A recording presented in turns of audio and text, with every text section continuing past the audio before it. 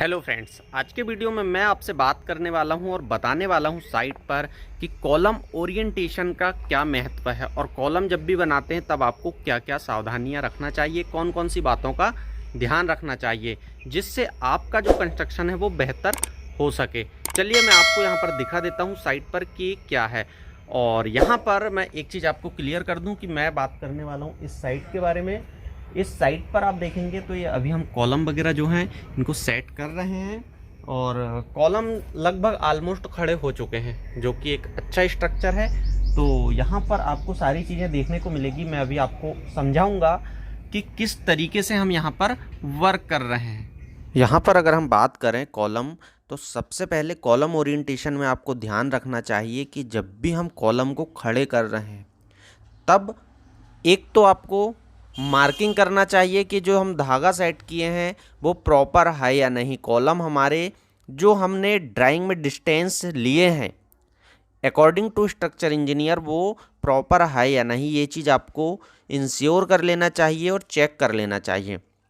दूसरी चीज़, यहाँ पर जब भी आप कॉलम के लिए फुटिंग करते हैं तब आपको ये चीज़ ध्यान रखना चाहिए कि ये बिल्कुल सीध में है या नहीं, क्योंकि बहुत सारे लोग इस चीज़ को लेकर गलतियाँ कर देते हैं। और महत्वपूर्ण बात आती है कॉलम ओरिएंटेशन, यानी कि फेस किधर रखना है।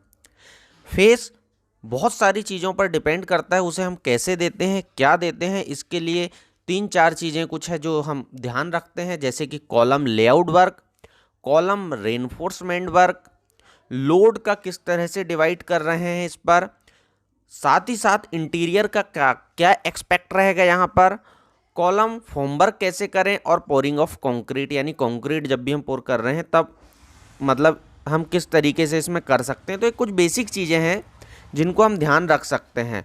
और जो हम फेस रखते हैं वो लोड के अकॉर्डिंग रखते हैं और इंटीरियर के अकॉर्डिंग, कि लोड भी हमारा डिवाइड हो जाए और इंटीरियर भी हमारा ख़राब ना हो। जैसे कि ये कॉलम आप देखेंगे चेंज है, उसके अगला जो कॉलम है वो भी चेंज है, लेकिन लास्ट वाला कॉलम है वो घुमा हुआ है। यानी कि इनके फेस की बात कर रहा हूँ मैं ओरिएंटेशन से। मतलब अगर लेआउट की बात करें तो यहाँ पर आपको कॉलम में ऑलरेडी दिया होता है कि आपका कॉलम C1 C2 कौन सा है, कितने डाया बार है। यानी कि अगर आपके मान लीजिए एक कॉलम है तो इसमें आपके 4 या 6 रॉड है, 12 है या 16 है।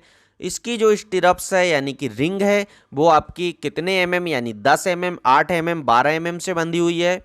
कितने इंच की डिस्टेंस पर है centre to centre, 4 inch, 5 inch, 6 inch, तो ये दिया होता है। इसके अकॉर्डिंग आप कॉलम बनाते हैं तो आपके फेस कौन से फेस से हमें खड़े करना है इससे भी अंतर पड़ जाता है, कम ज़्यादा हो सकते हैं, क्योंकि column 9x9, 9x12, 9x15, 9x18 ये साइज़ के आपके जनरली लेते हैं। तो अगर मान लीजिए आपके कॉलम एक सामान्य कंस्ट्रक्शन में इस साइज़ के हैं तो यहाँ पर आपको प्रॉपर तरीके से करना होगा, अदरवाइज़ आपका कॉलम ज़्यादा निकला हुआ दिखाई देगा। ये चीज़ का ध्यान रखना है आपको, जिससे आपका कॉलम ख़राब ना हो। और जब आप कंक्रीट भर रहे हैं तब ये ज़रूर ध्यान रखें कि आप एक बार में पूरा कंक्रीट भर दें, जिससे जॉइंट्स ना दिखे, कंस्ट्रक्शन जॉइंट नहीं होना चाहिए। और कंक्रीट जब भर रहे हैं तब मैनुअली और मशीन से 2 चीज़ों से आप भर सकते हैं। तो इस तरीके से बनाएं। वीडियो अच्छा लगा हो तो लाइक, शेयर और सब्सक्राइब करना ना भूलिए। Thank you.